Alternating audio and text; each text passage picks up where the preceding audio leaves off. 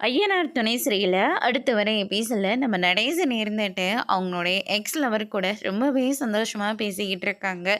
காலம் எவ்வளோ கடந்து போச்சு இல்லை அப்படின்ற மாதிரியெல்லாம் பேசிக்கிட்டு இருக்காங்க.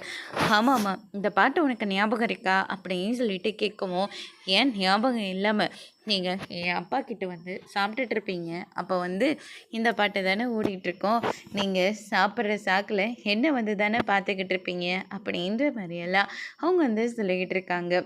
ஆமாம் ஆமாம் அப்படின்னு சொல்லிட்டு ரொம்பவே சந்தோஷமாக பேசிக்கிட்டு இருக்காங்க. எங்கள் அப்பா அப்போவே ஓகே சொல்லியிருந்தா, இந்நேரம் நான் உன்னை கல்யாணம் பண்ணிக்கிட்டு நீ என்ன கல்யாணம் பண்ணிக்கிட்டு சந்தோஷமாக நம்ம வாழ்க்கையும் ஓடி போயிருக்கோம். நான் கடைசியில் உங்கள் அப்பா எல்லாத்தையும் கெடுத்து விட்டுட்டாரு. காலம் கடந்து போச்சு. நீங்களும் வேற ஒரு கல்யாணத்தை பண்ணிக்கிட்டு 4 பிள்ளைங்களை பெற்று எடுத்திருக்கீங்க. ஆனால் என்னோடய வாழ்க்கையும் இப்படி மாறி போச்சு. விடுங்க, இதுக்கு மேலே அதை பற்றி பேசி என்னங்க பிரயோஜனம் இருக்குது? ஏன் பேசாமல் நீ இன்னும் அப்படியே தானே இருக்க அப்படின்ற மாதிரியெல்லாம் சொல்லிக்கிட்டு இருக்காங்க. என்ன 18 வயசில் இருந்தனே அப்படியே இருக்கேன். சும்மா அடித்து விடாதீங்க. நான் இந்த நடேசனை பற்றி உனக்கே நல்லா தெரியும். சும்மா ஏதாச்சும் நான் சொல்லியிருப்பேனா அப்படின்ற மாதிரிலாம் சொல்லிட்டு இருக்காங்க.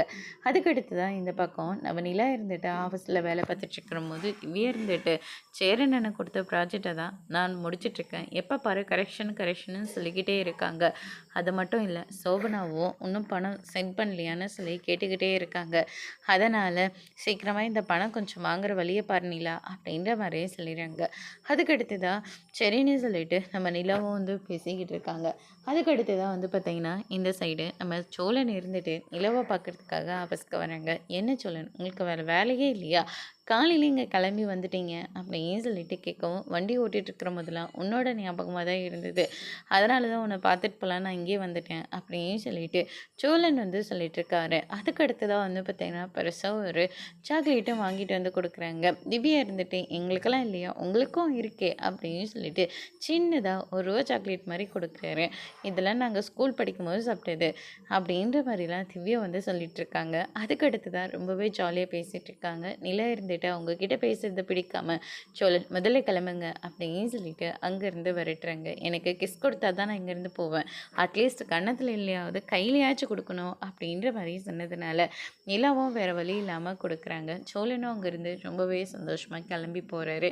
அதுக்கடுத்து தான் வந்து பார்த்திங்கன்னா இந்த சைடு நம்ம சந்தை இருந்துட்டு சேரனுக்கு கால் பண்ணி வீட்டில் கல்யாணம் பற்றியெல்லாம் பேசிக்கிட்டு இருக்காங்க. எனக்கு ரொம்ப பயமாக இருக்குது, அப்படி நடக்க நான் விட்டுருவேன்னா நான் ஹரிஷ்கிட்ட பேசுகிறேன் அப்படின்ற மாதிரி சொல்லிடுறாங்க. ஹரிஷ்க்கு ஃபோன் பண்ணி நடந்த எல்லா விஷயத்தையும் கேட்டுக்கிட்டு இருக்காங்க. அப்படி எதுவும் இல்லை, நீங்கள் எதுவுக்காகவும் பயப்படாதீங்க அப்படின்னு சொல்லிட்டு ஹரிஷ் வந்து சொல்லிடுறாங்க.